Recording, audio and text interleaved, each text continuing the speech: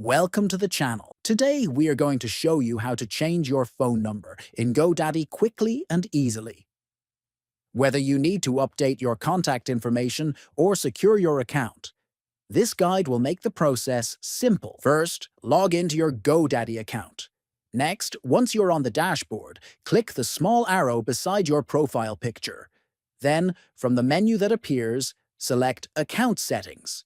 After that, click on the mobile phone option to begin updating your number. Next, enter your new mobile phone number carefully and make sure it is correct. Then, click on Send Verification Code. Check your mobile device for the 6-digit verification code that GoDaddy sends you. Once you have received the code, enter it in the verification field and click on Continue. Finally, your new phone number will be successfully updated in your GoDaddy account. If you found this video helpful, please like it, share it, and subscribe to the channel for more useful tutorials.